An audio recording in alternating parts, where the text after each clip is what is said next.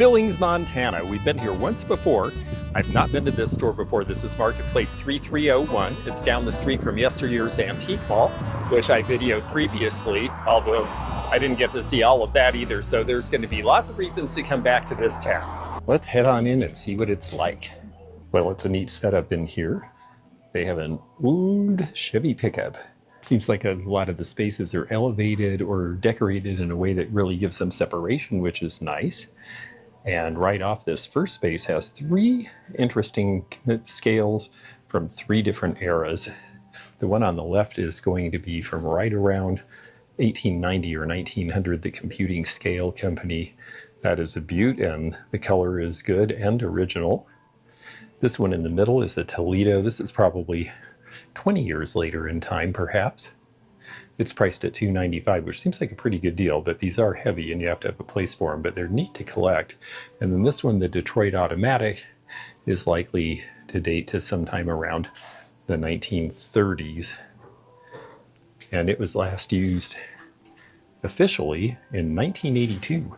They've turned some old flower power pins that have lost their backs into magnets. That's kind of clever. Here's a motto, new in the original box. Whether the weather's sunny, whether it's cold or hot, whether it's snowing or raining or blowing, it's all the weather we got. And we just got to weather the weather, whether we like it or not. I will forget that by the time I go to Mexico. It's $36, but it has its original gift box from the 1930s. These were not just done as promotions and advertising. They were actually something to be given as gifts as well.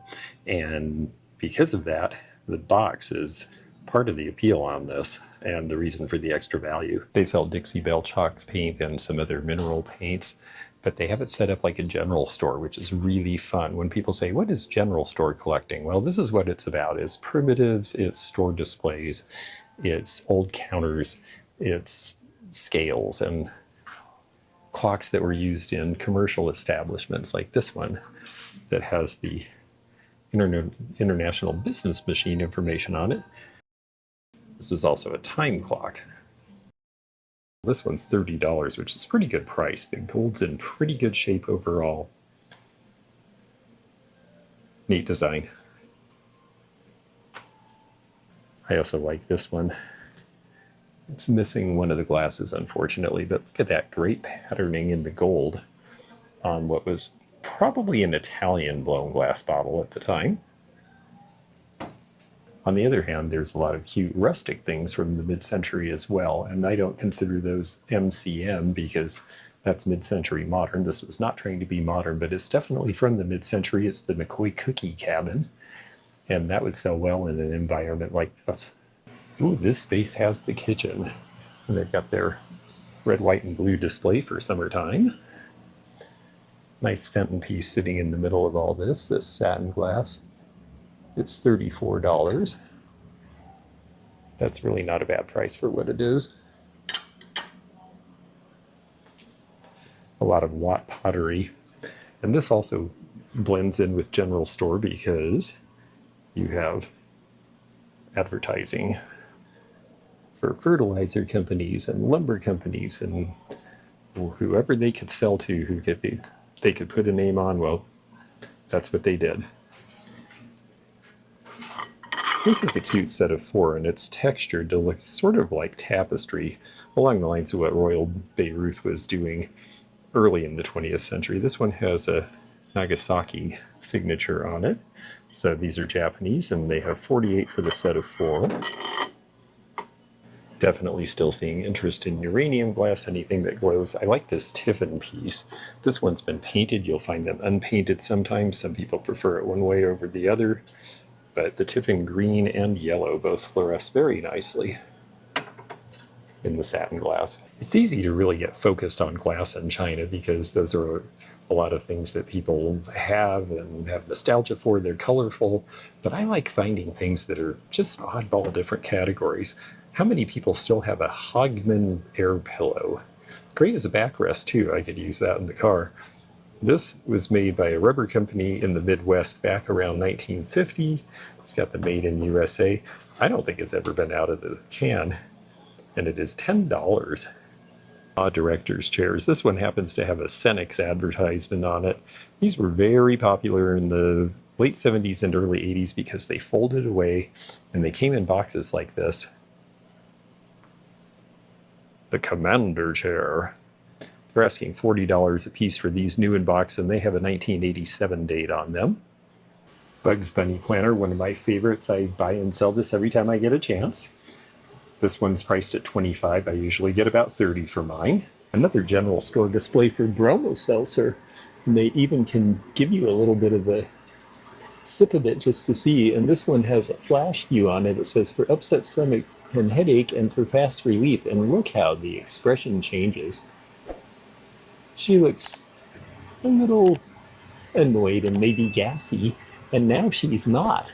Scientific models of all kinds are definitely collectible. This is an eyeball, as you can see, with all the cutaways so that someone learning about this could learn about it in 3-dimension. Of course, now they have computer-assisted things that can do all of that for you, so these models are a dying breed, but they are definitely collectible. And this space shows you part of the reason why it's just kind of fun to put these oddities and scientific items, lab bottles with bottle openers in them, for example. Or this guy, the Cayman, who looks like an alligator but is sort of the blonde cousin from the Caribbean. Lots of old things from medicine cabinets and laboratories. And then there's this, the lensometer, for $200. I had one of these once. I don't think I got quite as much for it, but they typically do sell in that range. This is from about 1950. And that would have been to help you figure out the lenses and how to shape them for somebody at an optometrist. Big old advertising sign for John's Manville Asbestos Roofing. Now this is a copy of it because they're talking about what this building used to be. Apparently it was a Chevrolet showroom back when this was Auto Row. It then became a furniture building. At some point they sold asbestos roofing. John's Mansville eventually went bankrupt because of asbestos. Turned out that asbestos wasn't a great thing.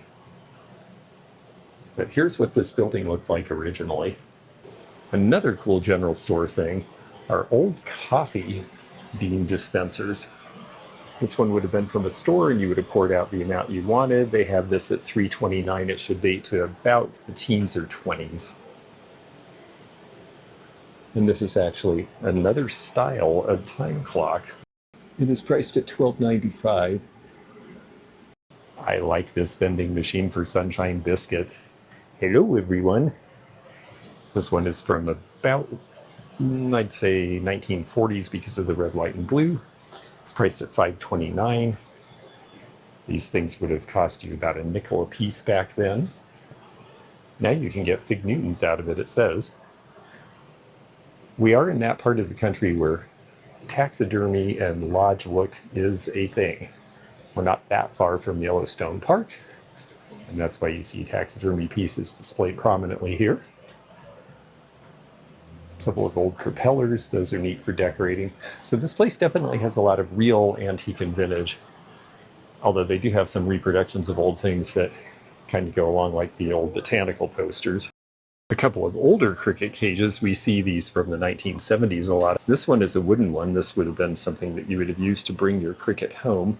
I did not realize until I got the cages and showed them on the live channel, and someone informed me that, you know, they weren't just for having a pleasant chirping in the house. They were actually used as fighting machines, and they would be involved similar to like a cockfight. There would be cricket fights, and so people actually bred them for that skill. And then there's a very large one here. This one's priced at $68. A lot of people use these nowadays for potpourri and such things, of course. We are where the deer and the antelope play, and apparently this Buchsbach is going to some sort of masquerade party. People love old glass stones because they can put all sorts of interesting things in them, and they've done a fun and very strange display of butterflies and a doll head with a little bit of jewelry, frozen in time to stare at you with those big doleful eyes. They also have several specimens entrapped in lucite, which was a big deal back in the 70s. And of course, right now, one of the most popular general store things are these little sets of drawers from Apothecaries and other such things. This one is priced at $3.20.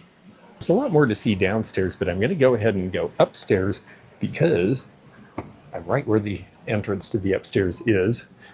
Look how fun this is, the drum table on the hairpin legs, priced at $75. Another cute drum. This is a real one from the Scout band. It's cracked and you couldn't play it anymore, but it's sure cool to look at. Here we are coming up into the upstairs area. And this may have things a little bit more like what we're used to seeing in antique malls, things like refrigerator dishes by Hall China and the Shawnee pig cookie jar, although it's unusual to see this one undecorated. They have a lot of older sports trading cards. A lot of these are early 90s when they really overproduced these, but there are a few that are actually really valuable. And so what a lot of people do is buy these and then break them up. In fact, you'll see people selling on Whatnot and places like that, where they literally break open a pack and sell it without even looking at it, and then you get to find out if you got something good once they mail it to you. Treasure Craft Butterfly from the 1970s, and wow, they have all of the pieces that were available at the time, because this was an accessory set. This is before they made plates and dinnerware. That didn't come till the 80s. They've got all the canisters with the various butterfly transfers, a couple different salt and pepper shakers, the spoon rests, and the 3-piece bowl set, priced at $55. World maps, we still had wall maps like this when I was in school.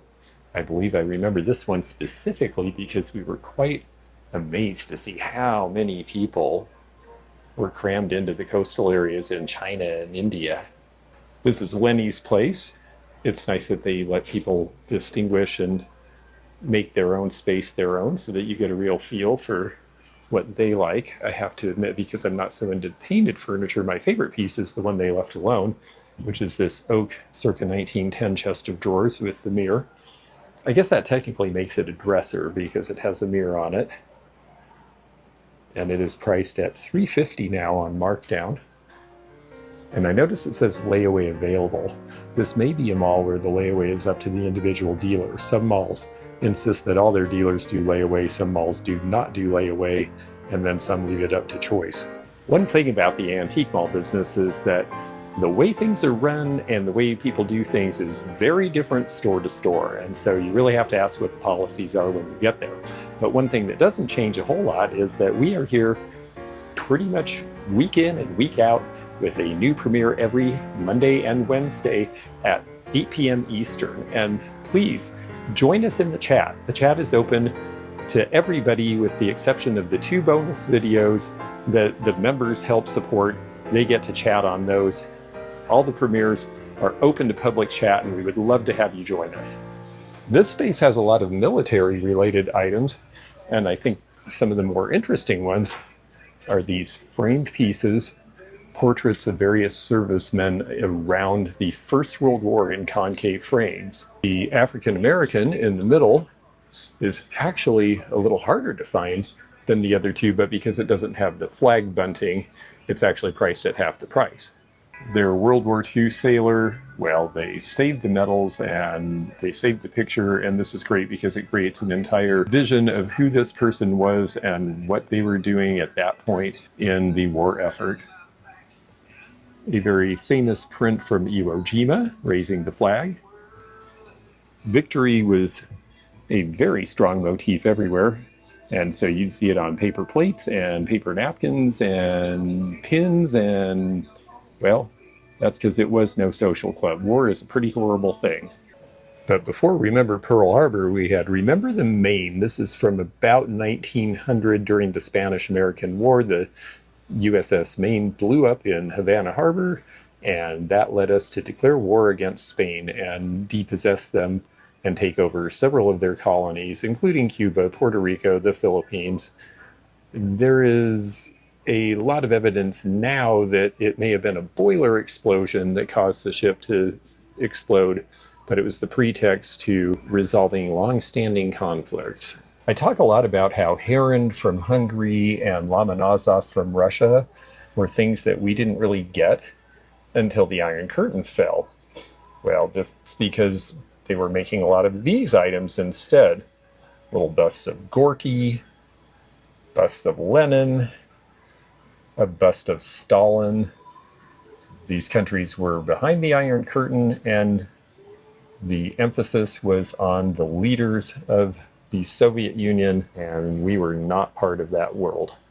Because of that, these are pretty collectible here because people really haven't seen them, and so we see prices between $100 and $600 each on them. Some interesting old pieces here. The cart would have been used in perhaps a train station or anywhere, really, any factory floor where they were moving a lot of big, heavy items around, and you could put poles in the, or stanchions in the end so that you could drag the thing around.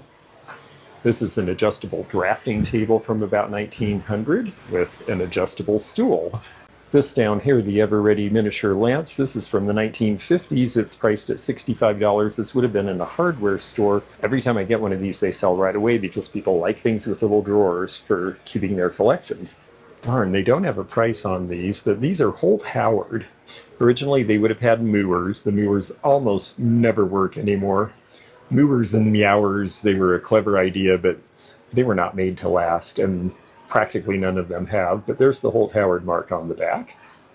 We see a ton of this in thrift stores and at estate sales, but you don't see it in the original box often, and they're pretty neat looking in the original box. This one is the salad maker set. They did other sets for other tableware in the press cut pattern. This came out about 1960. It was an Anchor Hawking product that lasted into the 1980s. Very, very popular. This is $35 for the complete set in the original box. I love these little ottoman. The one in the back's got a few stains. The one in the front's in great shape. That upholstery is original and cool and vinyl, and it even has storage underneath. And these are priced at, am I reading that right? Is that $30? Ooh, that might be coming with me. I don't know how I'll get in the car, but I bet I could make myself find room. Oh shoot, just found the reason it's such a great deal. I was even contemplating how I was going to wedge it into the car, but it does have a hole. You can see the straw stuffing inside. That could be patched somehow, and if I had the right patch for it, I would buy it anyway at that price. Okay, you 80s kids, here it is, strawberry shortcake. I see women in their 40s and 50s wearing strawberry shortcake t-shirts, so I know there's collectors out there. And boy, they've got a lot of the stuff. They have the Life is Berry Delicious Playhouse here for the wonderful world of strawberry shortcake with the miniatures priced at $40. Various thermoses, glass and plasticware, because a lot of really little kids were the ones watching this. There's the Kenner strawberry shortcake. Kenner really came on strong as a toy company. Star Wars really propelled them, and then they got involved with strawberry shortcake and a bunch of other very popular things. And there's a big berry trolley. It's very nice. Sasha Brostow's Starsteed ashtray here. Just love the horses, and this is the thing, it's modernist, but it's a horse, so it would have sold in this part of the country new. It's second factory because it's got the gold rooster mark on it, meaning it was made between about 1953 and 63. Now, I don't want to mislead you. There are lots of spaces in this mall that have pieces that are mostly not so vintage, that are more decorative. It is a thing you see a lot these days, but it's nicely put together. A little different spin on lawnware. I haven't seen this exact pattern before. Duraco is the company that made lawnware. There's the information on the bottom. And this is priced at $20, which actually a lot of people are liking these days, so $20 is probably not a bad price on it. The wire needs to be run through the chain so it will hang straight, of course. This is Red Wings Bob White. And again, a nice blend of modernism and yet rustic enough you could use it if you like modernist, but you live out in the country somewhere, well, it would match your decor as well. The big salad bowl and the casserole are only $35 each, which are pretty good prices for those. I just read something about a woman talking about how she looks for Coleman-related items, and a lot of people do now, and this one is nice because this is the fold-away setup for the camp oven. So it basically has your heat reflector and all the things that you need to be able to set your stove on top of it. Only $15. That seems like a pretty good price. Mystery box. I think Fatbird Finds gets credit for these. I certainly am seeing them popping up in malls now. I'm not sure about things with wings. That seems like it could be a bunch of bugs. Well, Queenie's Vintiques has shown me something that I hadn't thought of before, and this is one reason it is fun to go into places that are decorator-oriented, is because sometimes you will see them put together things in ways you wouldn't imagine. We're not having a ton of collectors these days buying silver plate to use, but putting it on the wall and having it as decoration, well, that's actually kind of fun, isn't it? If you're a dealer or a home decorator who collects a certain something with handles and you just can't find room for more, well, there's an option for you. This is a very pretty head base here. And I do believe that this is an older one. This looks like it might even be Morton Potteries. It's definitely USA. It's got that new look with the hairstyle from about 1950. Which is right when head bases start to be a thing. When it's priced at $45, it's definitely on the large side, and it's not one that I've seen a ton of times. And that's saying something because I've seen a lot of head bases. This is a big flower power pin made out of some plasticky material. These old metal medical cabinets became so popular that they're starting to do remakes, and this is one of them. Note the style of the screws here. This big old bench would likely have been from a train or a bus station because of all the armrests between everything. That was also a way, and you're seeing this in cities now in parks, to get people not to stretch out and sleep on them. Very sweet little 1930s vanity with the tall mirror. Looks like it sits up high enough to use. A lot of them were awfully low.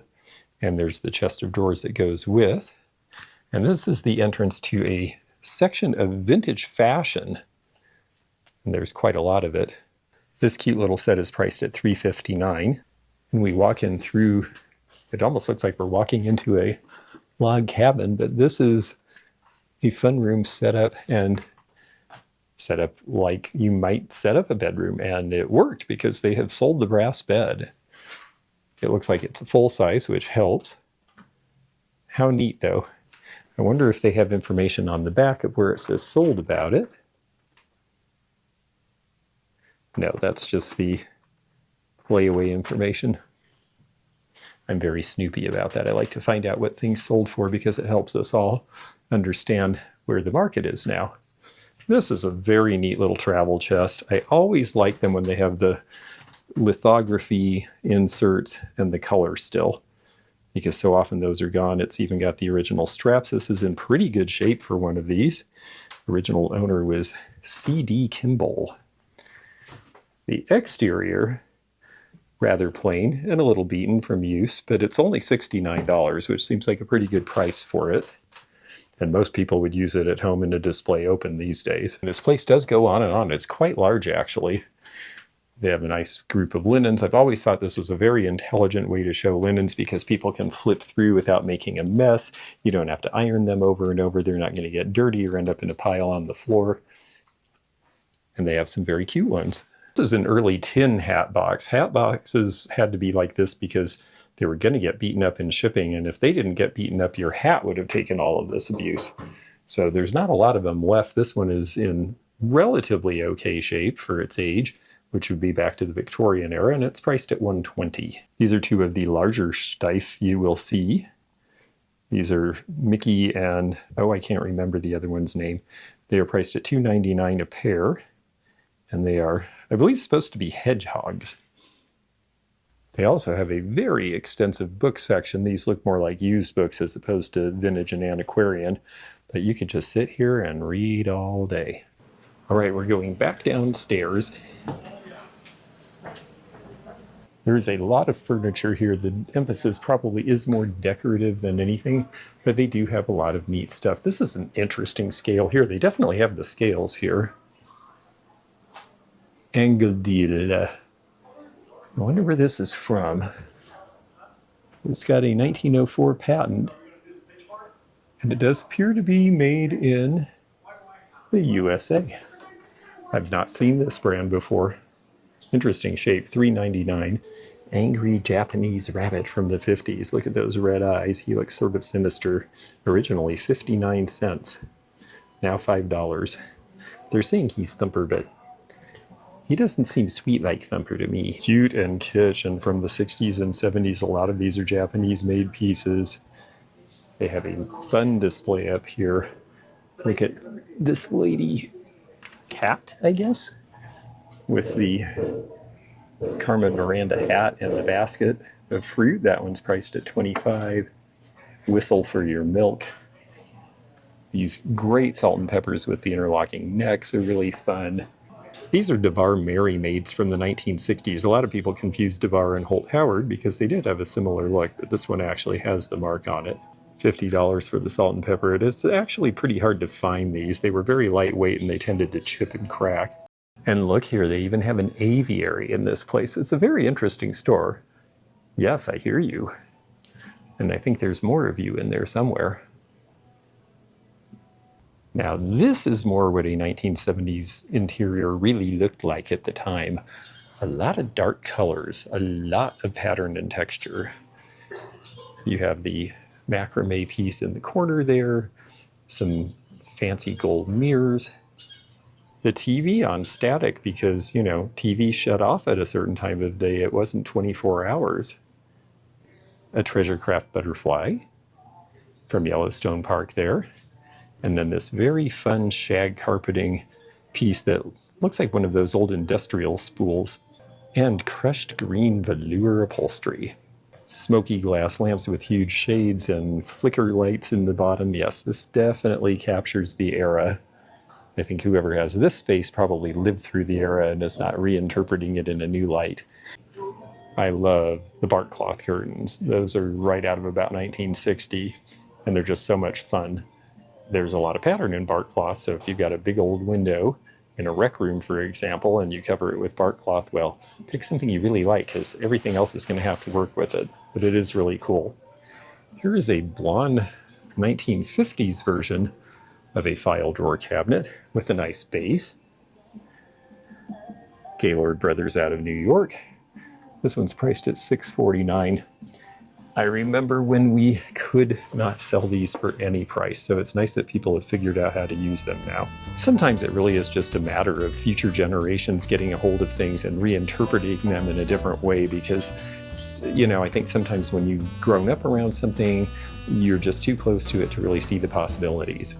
There isn't a ton of glass here compared to a lot of places, but this piece, it says Azure Blue hand-blown pitcher. This is a Blenko piece. The shape of the handle has me thrown a little bit. The price certainly is acceptable, and I will be taking this with me. This little Italian table from about 1970 in the Florentine gold is cute, and it is $50, which is not a bad price because this stuff is popular, and that's a useful size for display on top of another table. The lamp in the corner is fun. They actually have several interesting pieces here. The Krosno vase, I believe, is a little bit newer. They have that priced at $62. Here's the classic McCoy grape in the gold color. You don't see it in gold much at all. You see it in silver seldomly. This one only says USA, but it's absolutely their mold. They made this for years in a lot of different colors. The Murano bowl. Tutti Frutti, nice large size for $45. I have to say the prices in this space are pretty good. And they have some interesting things.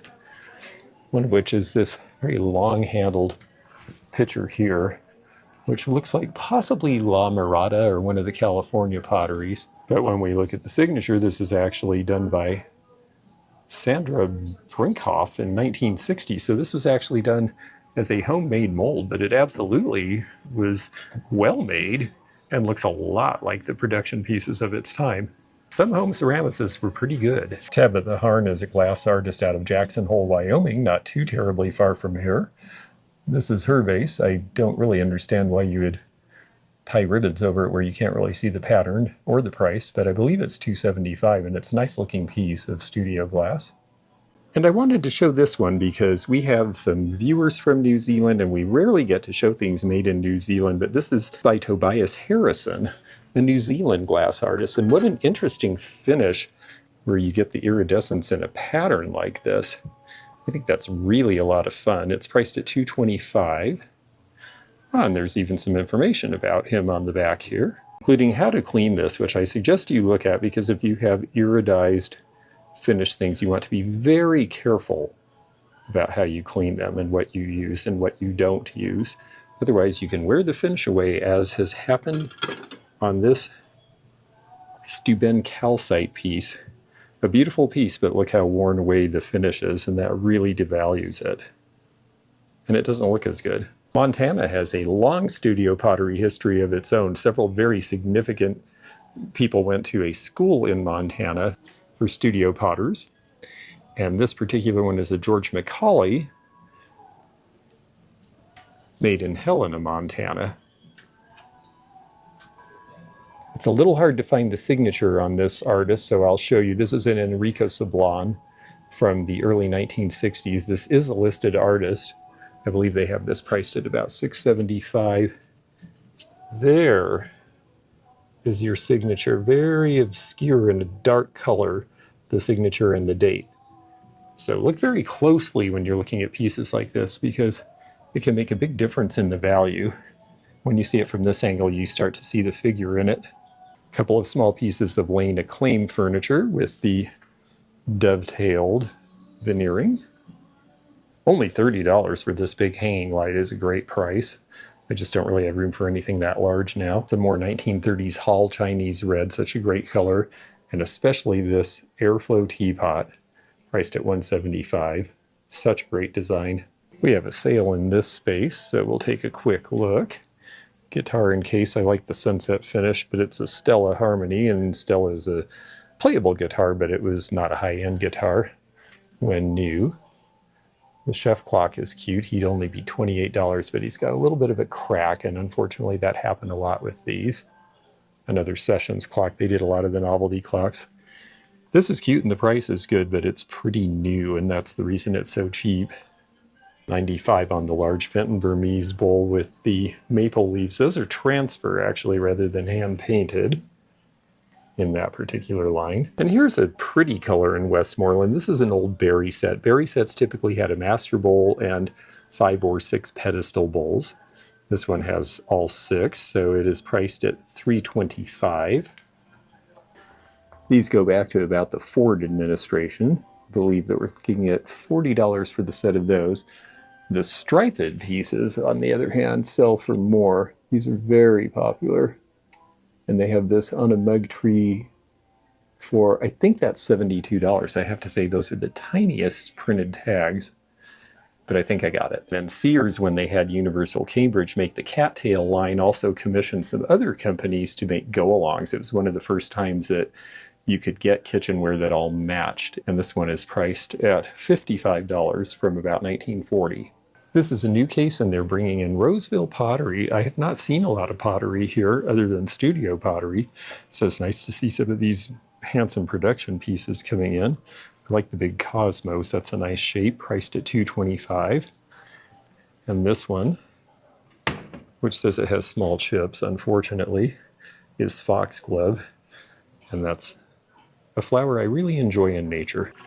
This is a form of repurposing I think is interesting, where you take old sacks and you turn them into pillows, and you turn them into table coverings, and this dealer also has a lot of, well, just white on white on white. But they do it very well. A lot of linens, a lot of soft goods. It makes for a very pretty presentation. If you want to break it up, floral cups and saucers and china are a good way to do that. These look like relatively recent 1980s, 90s versions, but they have a whole case full of 1950s era ones as well. AMF Junior tricycle from the 70s is cute. Red, white, and blue. This should be from about 1976. I was a little too old for one by then.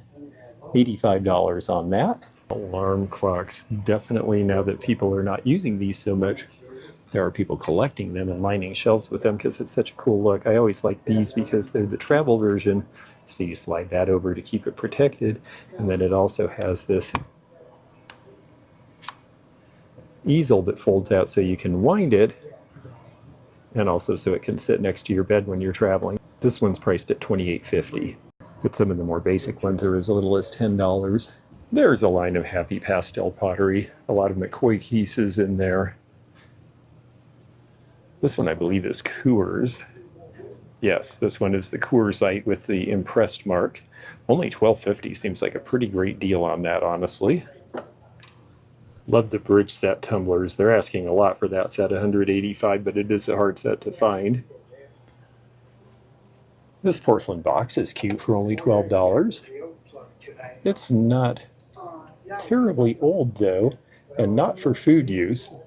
Please don't wash those stickers off, because not for food use means it probably has lead and other chemicals in it that could really hurt someone if they left something in it for a long time and then ate it, like candy, so be careful. The wall mount coffee grinder, these are pretty popular if you can find them with the glass insert, which they need, and the lid, which this has. Now it's lost a little paint, but this is one of the better Dutch ones. PD was a Dutch company, and it's priced at $79. Well, Marketplace 3301 was a lot of fun. I found something nice for a good price, and I will definitely have to stop back here on my way through Billings, Montana. And one nice thing is that there's no sales tax in Montana, so I didn't have to go through a lot of rigmarole filling out a tax form. If you enjoyed this video, check out this one. Also, click thumbs up to like this video, and check the description for information about our Patreon, our memberships. We've got a lot of different levels with different perks and bonus videos and early content. Also, please do check out our website, theantiquenomad.com, for appraisal help, and we'll see you again for more adventures in the antique and vintage community soon. Bye for now.